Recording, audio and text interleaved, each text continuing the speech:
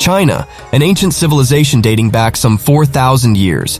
They are responsible for some of the most important inventions, such as the compass, gunpowder, paper, and printing presses. However, China is also a place ruled by some of the most brutal emperors, capable of giving orders and committing acts so cruel and brutal that they cannot be believed. Here are some of the most horrific examples.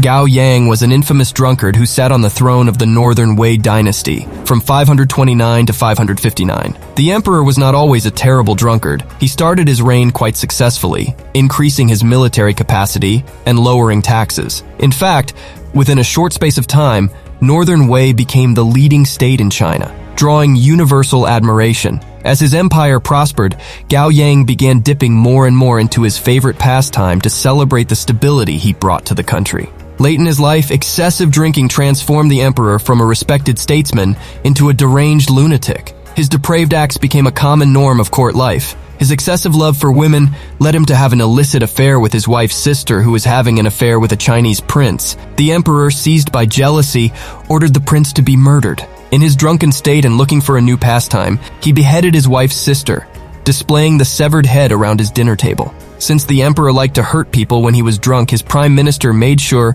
that he always had a supply of condemned prisoners to kill. Sometimes Gao Yang could be blatantly disrespectful to his elders. For example, to his mother, Empress Lu Zhaojun, whom after a quarrel, he threatened to marry off to the old ruler Barbary. After this incident, Gao Yang promised his mother that he would quit drinking forever. The insane mother's son only lasted 10 days, after which he once again touched the bottle. Toghon Temür ascended the Chinese throne in 1333 when he was only 13 years old.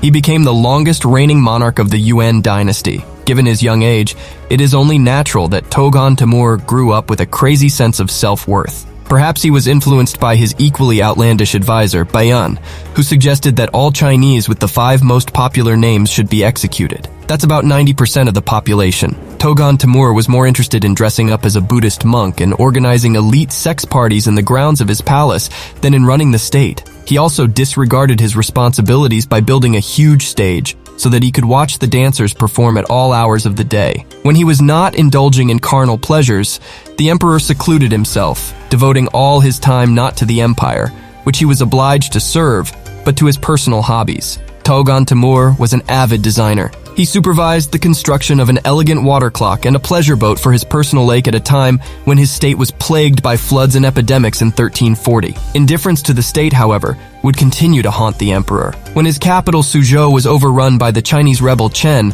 the founder of the Ming dynasty, in 1368, Toghon Temür was forced to flee his beautiful capital to Mongolia, where he died of diarrhea in 1370. Sun Hao, who ruled China from 242 to 284, was not only an incompetent emperor, but also a vengeful man, killing anyone who disagreed with him. At first, Sun Hao took his new position as emperor seriously, impressing the popular elect with tax cuts, regulating the behavior of many corrupt officials, and freeing many concubines. Soon, however, he became bored with his duties and preferred to fill his days with wine, women, and execution orders. Sun Hao was obsessed with turning the most beautiful women of his kingdom into concubines, whom he sought among the families of his officials. He declared that before any marriage, his subordinates should present their daughter to him so that he could decide whether to make her a new member of his harem. Sun Hao was also very protective of his female slaves. One of his officials was beheaded with a red-hot sword after he bludgeoned the maid of one of the emperor's favorite concubines for stealing. He was also a terrible drunkard who punished others for not drinking alcohol.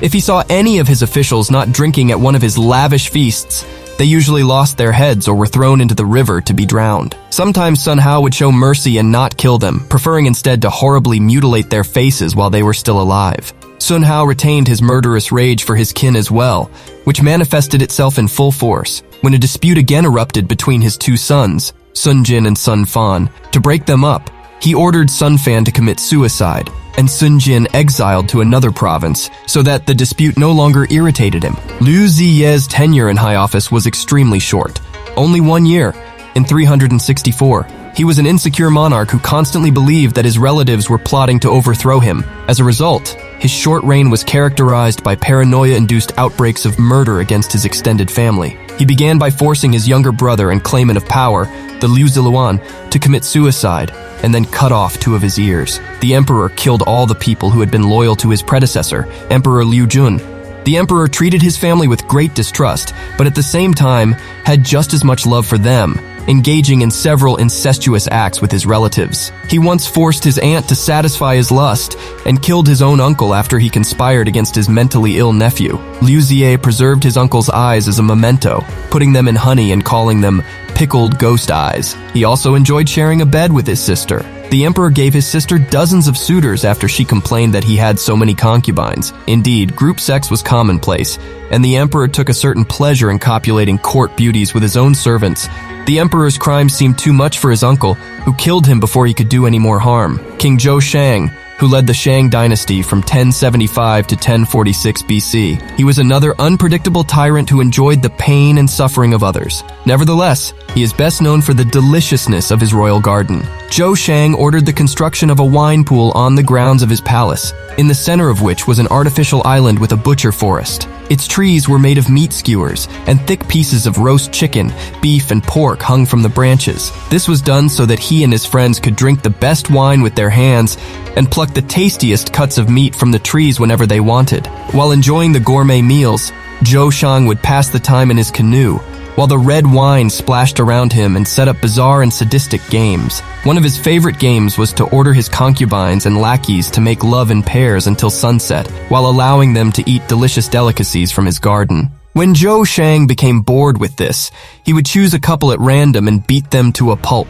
When the beating was over, the victims would be thrown into a cart, which was called a waste trough. Zhou Shang had another death ritual called punishment of burning flesh with a hot iron. Prisoners of all ranks, including high-ranking officials, were forced to embrace a hollow bronze cylinder heated with charcoal from within, resulting in a painful death. His family also could not escape his psychopathic whims. When his sick uncle and the last true sage criticized his actions, they opened his chest to see if the sage had a great heart. Wu Zetian was the only woman ever to become Empress of China. The history of her reign, which lasted from 619 to 705, showed that she was as crazy as male emperors. First, she achieved supreme power by strangling her bosom daughter and killing Empress Wan, so that she herself could marry the emperor. Having drowned Wan in a pool of wine, the future Empress of China then poisoned her husband and crowned herself Empress. She immediately set to work, destroying all her enemies. In just 1 year, 15 family genealogies were destroyed. Many of them were even ordered to kill themselves before her eyes. She was aided by her own terrifying secret police who ran a network of informants to eliminate all possible enemies. When she was not destroying the aristocracy, the empress liked to enjoy the company of her harem of male concubines. As an already elderly woman, Wu Zetian allowed her 2 favorite harem men to rule her court during her reign, turning it into a bacchanalia of gambling, drunkenness, and open prostitution instead. She also abused Buddhist doctrine after her high priest, with whom she slept, declared that she was the next reincarnation of Buddha. The only thing Wu Zetian was not like male emperors was that she somehow survived her reign and peacefully abdicated the throne in 705. The emperors of China were perhaps the most bloodthirsty madmen who ever lived. Having inherited a royal court and an empire, they could make even their darkest fantasies come true with a mere utterance of their voice or a snap of their fingers. To summarize, the Chinese emperors are a perfect example of unlimited power.